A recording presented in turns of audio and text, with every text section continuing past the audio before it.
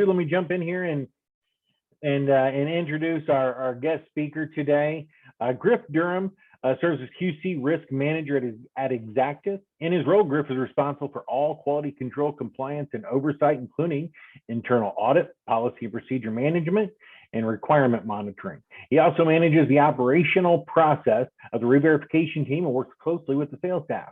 Griff has a strong operations and strategic sales background with 20 years of experience developing audit and QC products for the mortgage industry to assist lenders in mitigating risk. Prior to joining Exactus, Griff served in senior executive and operational roles at national mortgage quality control companies. He holds a BS in marketing from the University of Alabama. So real quick, I'm gonna throw this out there. I have actually GVC, where I'm at, we have used Exactus, formerly known as Credit Plus, in a QC capacity for, I think, roughly 5, 6 years, something of that nature. And Griff was the person that got us on board. And so I go way back with Griff, and he's a wealth of great information. So Griff, thank you very much for doing this today, and I'll turn it over to you, sir. Awesome. Well, thank you very much, Rob, and thank you all for the opportunity. Really excited to meet today and to talk about quality control. I know it may not always be the most fun topic, but I'm kind of a QC nerd. I've been doing it for 20 years, so it's I really enjoy talking about it, enjoying more about it as well. So again, thank you for the opportunity. Just to kind of get going, I mean, mortgage quality control, I know everyone on the call knows what that is, but just, and this may be a little redundant to you, but just to kind of kick things off and get going. What is it, right? It's the way I explain it to people that either aren't familiar with it or kind of wonder what we do and how we do it. A mortgage process is really a lot like, it's a manufacturing process, right? It's like building something. And a lot of people don't think of it that way, but it's comparable to building an automobile or an appliance. I mean, you're taking various elements from different areas, different entities, putting it all together and creating a product with it. And it involves a lot of different pieces. So quality control essentially is a way for the industry to measure those standards, to establish the standards, and then measure them to ensure that they meet their requirements. It involves a lot of different elements such as underwriting, appraisal, review, quality control around the compliance, legal documents, and then re-verifications. So that's just some of the elements that go into it. But I wanted to start today talking about some of the recent changes in quality control. For the most part, QC is what it is, and it hasn't really changed a lot, but we've seen some significant changes over the last 18 months, actually. The first one being, I guess it was in May of last year, so May of 2021. And I know that may not necessarily be recent, but again, from a QC standpoint, that's pretty relevant. But Fannie and Freddie modified the collateral QC requirement. And it was, again, probably one of the largest changes we've seen since LQI came out. And essentially what it does is it's really focusing around how we review the appraisal as part of QC. If you're familiar with the old process, it was, you do a 10% sample of your overall loans. And in that sampling on the post-close side, you're going to do 90% or, 9 out of 10 of those are going to go through a desk review process. That desk review was typically completed by the QC auditor and underwriter, similar to what you would do on the front end when you're looking at the file. And then the other 10%, the remaining 10% would be sent out for field review. Very costly field reviews, as we know over the last few years, how expensive that has gotten. And they really didn't give us good data, right? I mean, it would tell us if the value was supported or not. But, as we move forward, and then we'll talk about this a little bit down the road as well, we're really going into more of a data-driven market, especially as it relates to appraisals. So essentially what Fannie has come out with is they've eliminated the field review requirement for all intents and purposes. It's still there as an option. If you find that you potentially have fraud or something significant going on with a loan, probably would be good to send that out for a field review, but not 1 out of every 10 by any means. But rather what we're doing now is we're doing a much more enhanced review of the appraisal itself. So rather than just kind of having an underwriter going through and looking for, the boulders, right, the big things that are out there, we're really taking more of a granular look at every piece of data on that appraisal to make sure it's accurate, it's supported, it's correct, and ultimately, that everything matches up. So the last kind of bullet point there from the GSEs, this was actually a quote from the head of QC at Fannie Mae. And it was, we're asking the industry to do a better job with appraisal QC. Essentially, they looked back at their results, right? The QC that they were doing in-house on their lenders' loans. And there was a huge disparity in terms of the defects that they were citing versus what the rest of the industry, whether it be a vendor or the lender themselves, were self-reporting or reporting in terms of their QC defects on appraisal. So one kind of takeaway from this that I'd recommend for everyone is once we wrap up, take a look back over the last 6 months, 12 months, see how many appraisal defects have been cited in your QC process, gross or net. Just see if you've got any appraisal defects. And if you don't, and if it's not kind of on par with what you're seeing on the credit side and on the closing side, you might want to take a second look at that, right? And just kind of dive in and make sure that you're doing a full audit there. With our process, we changed from that underwriter standpoint of having them review it. And the timing was actually fantastic. We were going through a merger at the time from Credit Plus to become Zactus. And one of the entities we were merging with was an AMC. So we actually have our own appraisal management company with our licensed appraiser, and their department goes through and oversees all of our appraisal risk assessments. So it's done by people that know what they're doing.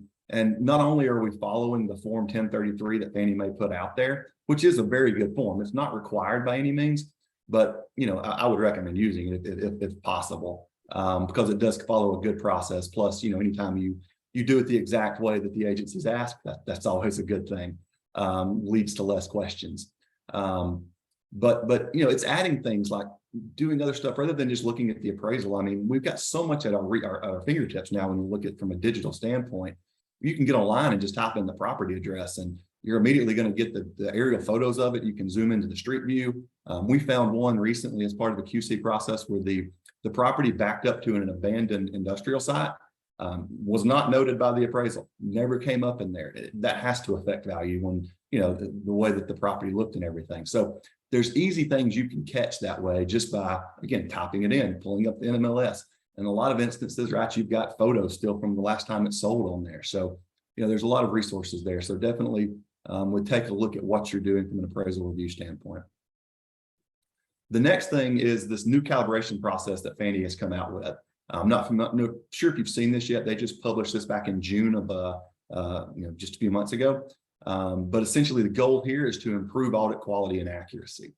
So essentially what Fannie Mae is going to be doing is they're going to randomly be selecting loan files that were selected for QC, your QC, and then they're going to take those files and they're going to do their own audits. They're going to go in and recalculate the income, look at the assets, pull liabilities, make sure everything is included, compare that to the DU, what was submitted, look at the appraisal and see what they see there. And then they're going to take all of their blind results and compare it to what your initial QC results were and see how they match up. Essentially, the way that was kind of phrased, again, what we heard of one of the Fannie Mae reps say kind of tongue in cheek that, we wouldn't be doing this if we didn't think there was a problem. The concern, I think, is that underwriting and audit quality on the QC side has really deteriorated, or at least that seems to be the case in what they're kind of seeing. So make sure you know who you've got auditing your files, right? It's great if you've got a good QC plan and process in place, and we'll talk about all that here in a second as well. But if you don't know who's underwriting your files and you don't know the quality that they have, they could be missing big stuff, right? So, another thing I kind of mentioned too, and I'm not going to belabor and talk badly about checklist underwriting. We use checklists in our audit, but it's just a helpful tool, right? A checklist should be used as oh, by the way, don't forget to look at this, right? You still have to take an overall encompassing view of the loan itself, right? Looking at the income, using worksheets to calculate the income and the assets. Understanding not necessarily the geographic area, but just the U.S. market in general, right? If I've got a manager at a video store or whatever making $100,000 a year, does that really make sense? So again, checklists are great, but what I think we have seen recently is box checking, especially, this kind of stands out very big to me. Over the last 3-4 years, we've obviously been growing significantly, as a lot of people have, and we have done tons of interviews to bring in new underwriters into our audit team, and I couldn't tell you how many, It's just interesting to see when you pull up a resume and they talk about they've been underwriting for 20 years and then you go to interview them, right? And they can't explain how to calculate base pay. So just be careful there is all I'm saying. Make sure you know who you've got underwriting your files and auditing your files, and make sure your quality is really good. The next piece, just to mention, the ACE and the PDR appraisal waiver option, not necessarily pertaining so much to QC, but I wanted to mention this just as an element of that. So, if you're not familiar with the ACE and the PDR program, that's a new appraisal waiver, potentially broadened appraisal waiver program that Freddie's pushing. They've always had the ACE product, the collateral evaluation process, but now they're adding in this property data report, that's the PDR piece, to hopefully expand when they can offer these waivers. But the point and the reason I put it out there is, as part of that, that's a component that needs to be checked in your QC, right? It's another element that you need to target when you're doing your sampling. If you're taking advantage of these PDRs, these appraisal waivers, you still want to select those and pull some of those into your QC sample so you can make sure you did it correctly, right? There's pieces that have to be submitted right and fulfilled correctly. So just again, keep that in mind when you're doing your samples. And then the last piece that we'll just kind of jump to on the next slide is just as we transition to the purchase market. I know we've all seen that here over the last 6 months or so. What are some of the areas of challenge there, and what could we be seeing? The big thing is, as you change something, you change up the norm. It's going to cause potential issues for your quality. So what are some of those challenges, right? The big thing around it is document requirements are different, right? Refis are more streamlined. Purchase transactions require a lot of additional documents, right? You've got sales contracts, you've got closing funds. There's more that can go wrong, right? If we go back to that automobile example, you're adding this more like the limited package, right? You've got all the extra bells and whistles, but you got more stuff that can break along the way. For example, one thing we're seeing is around sourcing of funds and assets. We're seeing an increase in asset-related defects, which makes sense, right? We're seeing more loans that require assets now. So we're seeing that increase in those defects percentage-wise. And it's, for the most part, it's stuff, missing that second year's bank statement when it's needed, missing the source of the large deposit, stuff like that. But another thing to kind of keep in mind when you're doing this, and you're looking at these loans, sourcing the funds themselves, right? It's great that the borrower has $100,000 that they're bringing into the purchase, but do we know where that came from?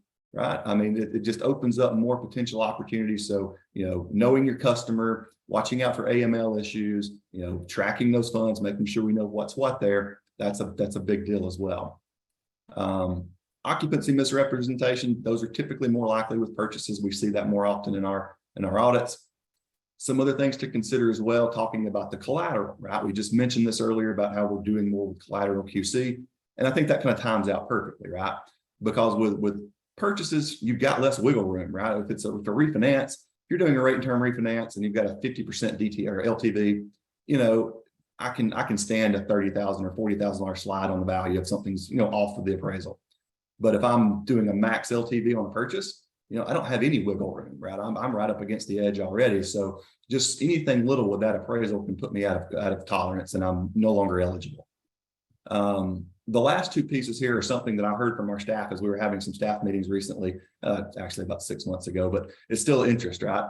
So just some red flags to think about. Interested party contributions. So in the market that we're still in right now, when, people are competing for homes, typically you're seeing appraisal of the prices being bid up. So why would you have a seller concessions, right? Just a red flag, something to look into. Same thing with just refinances in general. Why would a borrower just now be doing a rate term refi? Why didn't they do that 2 years ago when they could have gotten a 2 or 3% rate?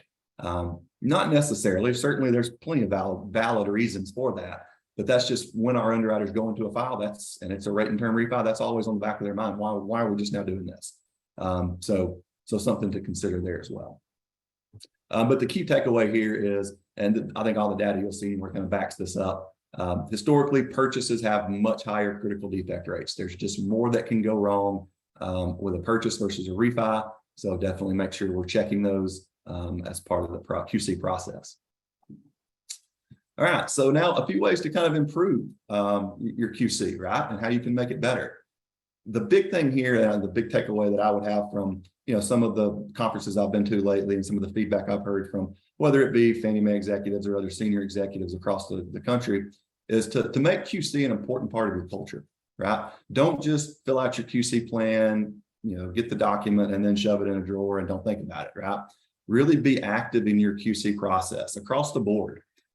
Establish those target defects rates. You're supposed to be doing that already to have the target rate of where you want your defects to be, but also make sure you're tracking them, right? Make sure you're ensuring that those rates are met, and do it also by gross and net defects, as well as your moderate and your significant or eligibility defects, right?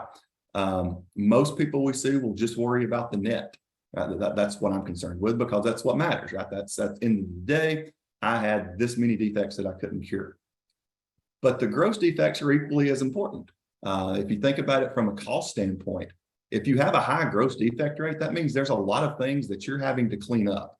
And whether it's being cleaned up in QC, whether it's being cleaned up when you ship it to the investors that you're shipping it to, you're spending a lot of time chasing down documents or obtaining additional information that you should have gotten to begin with. Then yeah, it's easy enough to cure, but that just creates additional cost in your process flow. So definitely focus on those gross defects and try to drive those down along with the net defects. It's also important to track the moderate defects, and I'll kind of jump ahead a little bit there. But don't ignore the low and moderate defects and only focus on critical, right? It makes sense. You want to focus more of your attention on the items that could make the loan ineligible and thus result in a repurchase. But historically showing all the data we've seen, moderate defects, loans with moderate defects do not perform as well as clean loans. It could be that, yeah, you missed the income, still qualified, but you thought the borrower had $500 extra per month in disposable income, and he doesn't. So again, just from a historical standpoint, moderate defects don't perform as well. So definitely track those also. But create action plans to reduce these issues. Again, that's all part of making it the culture. Go in and establish, who is the responsible party on this? What do we suspect the root cause is? And then who is going to be the individual or individual teams that have the burden to make sure that it is improved upon, right? Assign that responsibility, the owner who owns this action plan. And there's definitely tools out there that you can leverage that can help you track all of this. Can track defect percentages up at the top right corner. That graphic up there is a kind of a screenshot that we've used. But and I apologize for the size, but essentially it's showing some defects that we've got, what the current percentage is, what I want my target percentage to be. And then, what do I suspect the root cause is? All of that stuff I just mentioned. Who owns this process? When do I expect to see improvement? And then what are we doing along the way to make that happen? Another thing, again, going back to the QC plan, review that QC plan and process at least annually, if not more often. You may need to tweak those gross and net defect rates. You may need to modify your sampling criteria. So definitely review that as part of the process. This was just another kind of idea that someone threw out at one of the last conferences, but just to kind of get the attention of your QC committee or whoever you're reporting to, change the name of the report. Don't just call it the monthly QC report or the whatever. Make it something more interesting, actionable business intelligence summary, or something that drives the point to where you can really focus on that. And then the last thing is to look to monetize the cost of a defect, right? When a lot of times, QC is kind of looked at it as a back room, just a cost center that, something you have to do. But it shouldn't necessarily be that way, right? Just by showing how QC can save money along the way. I mean, the bottom right corner represents, that's one of our reports that shows, loans with potential financial risk, right? So this particular loan has a balance of this and the associated risk that goes with it. But more so than just looking at it from a repurchase standpoint, kind of like we talked above with the gross defects. If you can drive those gross defects down, you're saving money on the front end across the board because you've got less people tracking down steps and conditions. So really trying to monetize what it actually cost you to have those defects, right? If this defect didn't exist, how much money could I save there? Speaking of saving money, there are some ways that you can do that in QC these days, because I know obviously everyone's looking at, especially the market that we're in, finding ways in order to compress costs and whether not spend as much or whatever the case may be within QC. You can still do that. I guarantee everyone out there can do that and still have a very robust QC plan, if not more robust than what you're doing right now. One of the big ways I'll jump right in with is with pre-funding. Okay. a lot of people by default over the years have just assumed that since Fannie and Freddie and everyone else says you need to do a 10% post-close sample, that you should do a 10% pre-fund sample. And that's not necessarily the case. I mean, actually, if you're just randomly picking 10% of your files monthly for pre-funding QC, you're probably wasting money. Full file audits can be very in-depth and very expensive, as you know, whereas if you focus on targeted elements, you can really save some cost there. So there's definitely a need and a spot for full file audits, right? If you're targeting a specific branch, a specific third party, whatever the case may be, then yeah, you still need to do those full file audits. But maybe you can drive that down, drill that down to the 2-3% range, and then increase your targeting on specific areas around, for example, debt to income. So with DTI, right, if you kind of bump up to that 40-44% range, you're in land of potential ineligibility, right? So look at those debt to incomes that are in that 40, 42 range, 43, and pull those out for a sample. But with that sample, just do the debt to income calculations, right? Have your underwriter go through, calculate the income, calculate the debts that go with it, the ratios, and that's it. Don't spend all the extra time looking at all the other elements. You can really focus that. That's obviously a lot cheaper, a lot more time effective. Same thing with like self-employed. If you've seen in your post-close results that you're struggling with self-employed borrowers, focus on your self-employed borrowers. Don't look at everything else, but go in and target those self-employed borrowers and look at just that income and the documentation for the employment. Make sure you've got everything there and then move on. Again, I'm not saying there's not a place for full file audits. There certainly is, but there's just ways where you can broaden your touch, right? In this example, you could touch, and rather than for the same spend of 10% of a 10% sample, you could touch 20-25% that way of your QC population for the same budget. Another thing too is when you're talking about sampling and looking at it, be intentional with your sample process, right? If you're targeting a certain element and you're doing half of your QC on that element, but that element only represents 5% of your business, you know, that's probably not money well spent, right? Focus on the things that are going to drive change and improvement to the organization. And then last thing too, if you haven't looked at this in a while, take a look at statistical sampling.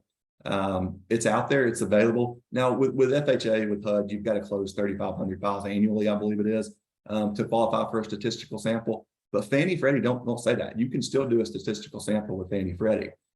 It depends on your numbers and all of the various elements that go with it. It may not help you, right? It may put you at 11 or a 12% sample rather than 10%. But we have seen some customers that were able to get down in the 6% range and do a 6% standard random sample of their files for each month. But then you have that additional spend, that additional 4% to go out and do discretionary audits. Again, same thing with a targeted review, target specific elements that you want to look at post-close as well, rather than doing those full file reviews.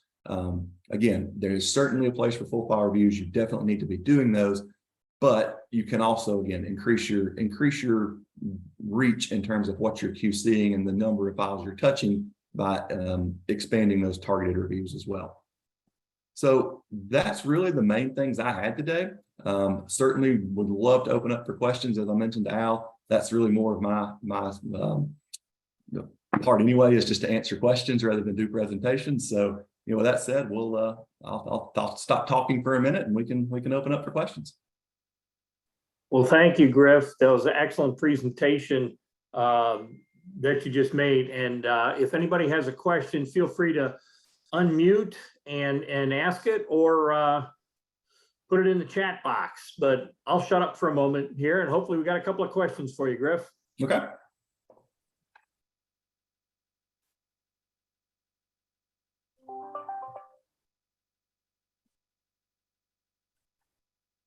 You must have done a hell of a job. I was about to say, I didn't do that good. Excuse me, Griff, this is Abdul Muhammad, West Banco Bank. How you doing? I'm good. How are you, Abdul? Good, good. Hey, you know, I heard you say try to monetize, you know, compliance, and I'm on the sales side. So, you know, when you said that, I was like, oh, okay, I hear you. But, you know, kind of, if you would just kind of give a quick example again. I think you gave one, but just you know, how would you best, you know, give that example? Because to your point, you know, especially for our lenders, that, for us, we're just trying to get the deal done, get it through, build a relationship, and everybody else got to go figure out all that compliance stuff, right? As salespeople, but it's still really important. And as a leader, and I'm assuming, and that's a lot of us on this call, that it's still important that we manage to the right expectations for the customer, for the bank, for ourselves. So, long-winded question, but if you could give an example, that'd be great. Yeah, absolutely. I mean, there's kind of the cut and dry, which is an easy one, which is if you look at, loans with significant eligibility defects, right? That means those are loans that could potentially be something you have to repurchase, and there's obviously cost associated with that. So that's kind of easy, the easier ones to quantify. We've actually got reports that just kind of can spit that right out. But what's a little more difficult to quantify, but I definitely would encourage trying to do, is looking at the time you're spending cleaning stuff up. Again, the gross defect calculation is a great example. If you're running a 50% gross defect rate, that means half of the loans that you're using, or half the loans you're closing, you're having to track something down. You're having to go get a missing letter of explanation. You forgot to include the pay stub. You had it on your personal computer, but you didn't upload it to the LOS system. Those are the type of things that you can look at and say, okay, if I could just get that down from 50% to 10%, I would cut out 40% or better, 80% of my issues, right? When it comes to loans that are being tracked down. And how much are you spending from a personnel standpoint that is actually someone going there and tracking all of that down, the time and resources that takes. So it's a little more complicated, right? It's not just a cut and dry calculation, but that's kind of the numbers, right? You can look at it from a personnel standpoint. If I were to reduce my gross defect rate by this percentage, what would that do to my staff? Because it's not just on the sample, right? Your QC sample, that 50% may only represent 10 files, but that's, if you extrapolate that out, that's 100 files in your entire population that people are having to track down for investor steps or things to that nature. So it could make a big impact in terms of personnel management there from that standpoint.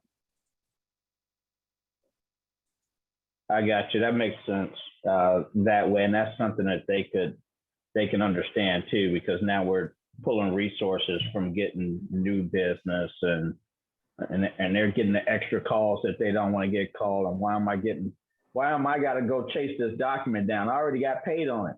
Yep. Yeah. And in some instances, you're reaching out to your consumer as well, right? You have to go back to the borrower to say, hey, can you sign this letter of explanation for us? We forgot to get that done. And it's, just sometimes annoying to them as well.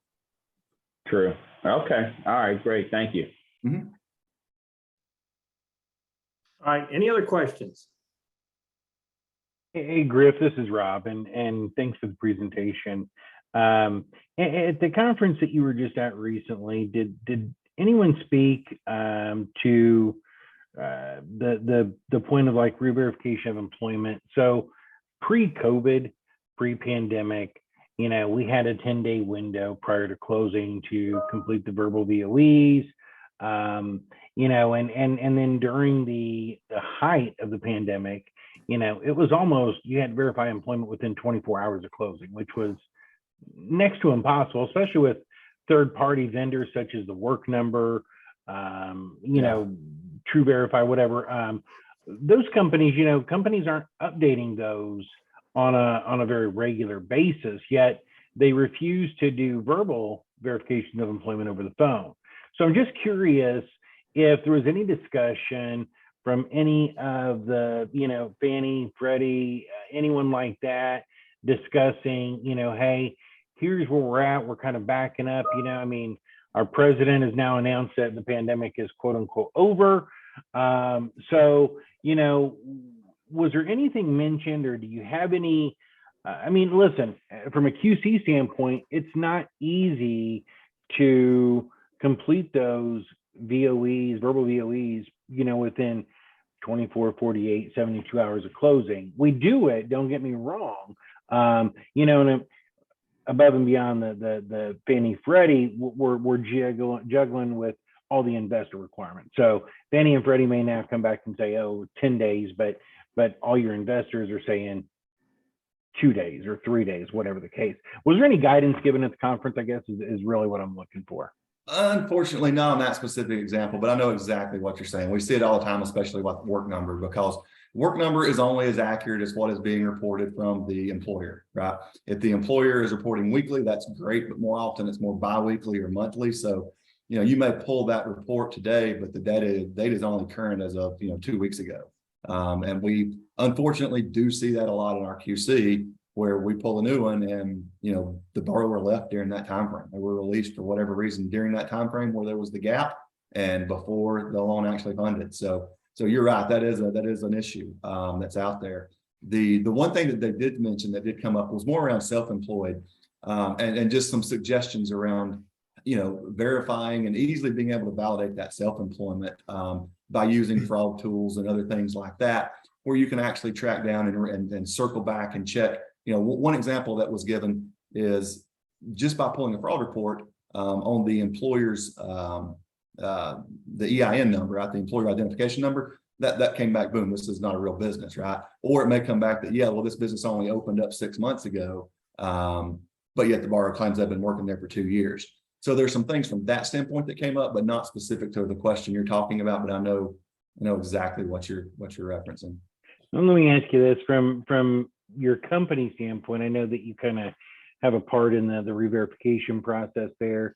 So when we run into a challenge of the work number, Fannie and Freddie allow us to complete a verbal VOE via electronic, via email. Okay. Mm-hmm. And so as long as it's not from, johnsmith@gmail.com, as long as it's, rgreen@jvc, more, a company name and the email address that we can tie back, they allow us to use that as a, yes, they're actively employed, no issues, blah, blah, blah. We're able to use that as the verification of employment. However, we have an investor that is stating that that's not okay with FHA. Do you have any guidance on that or any information? Is that something that you guys are aware of? Is that something that you've had issues with? So forth? Yeah. So to your point, Fannie came out with that as a temporary flexibility during COVID, and just recently made that permanent. So to your point, the email, there's specific requirements, just like you said, right? It's got to be from the employer's email address. It can't be from a public web domain, something like that. It's got to include title and all this basic stuff you would expect on a verbal as well.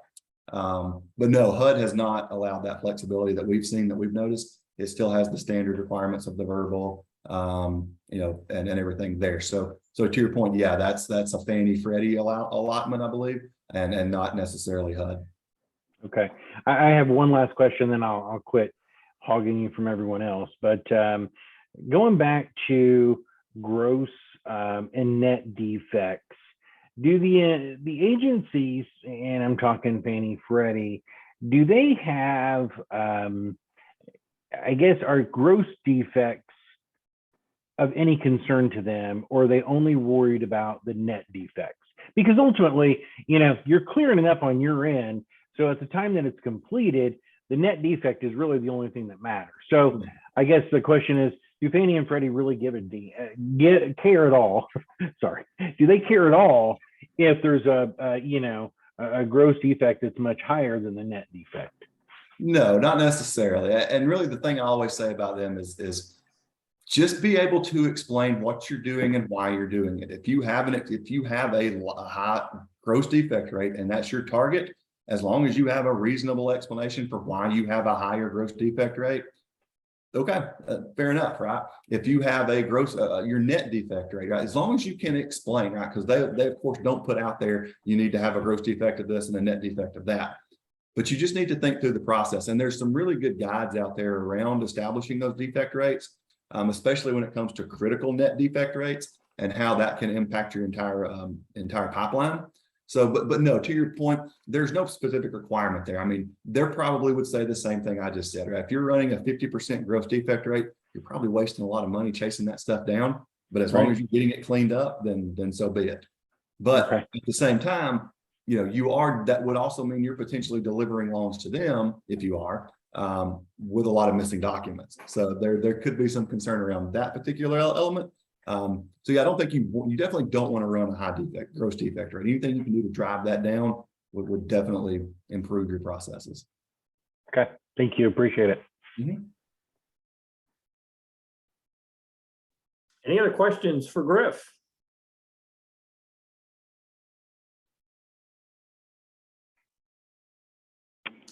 Hey, All right. hey, Al, this Go is ahead, Daryl. Daryl.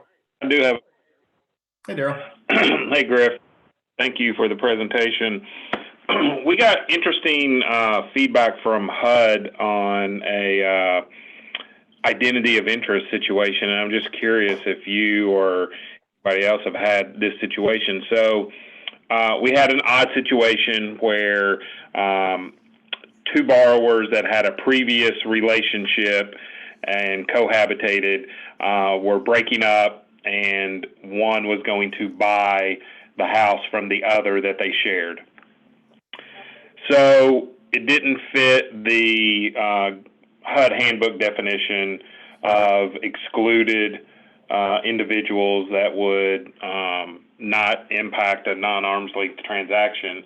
But when we pasted the handbook guidelines, and the response we got back, and this was from the email answers.gov, so it was a random person, but the response we got back was that HUD is considering any individuals that have any relationship to be an identity of interest situation.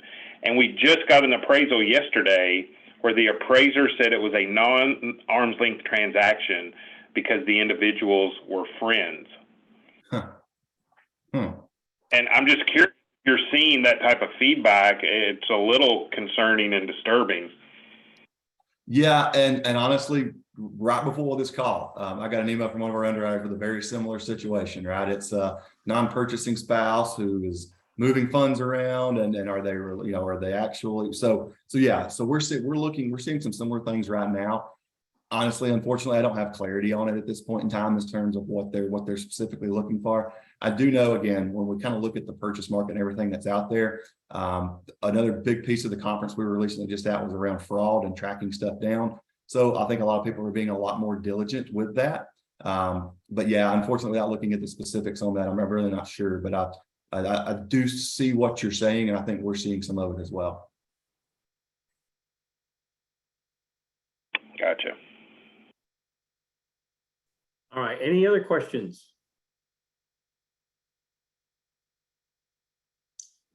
Okay, Griff, the only question that I have is, and I may have asked you this before, but I don't think I did. If people would want to have this PowerPoint presentation, would it be okay to forward it to them then? Yeah, absolutely. And actually, yeah, and if you don't mind, include my contact information as well, because I'd love to, like I said earlier, I'm a QC nerd. So any of these conversations you want to have, definitely reach out, and we'll be happy to talk to you about that. Okay. Well, very good then. We very much appreciate your taking the time today to go over this and put this good information out to our people that are participating. So we appreciate that very much. And you have a great day. And we'll talk about our escrow question now for the balance of the meeting. But thanks again, Griff. Yep. Thank you, everyone. Have a good rest of the day. Thanks, Griff.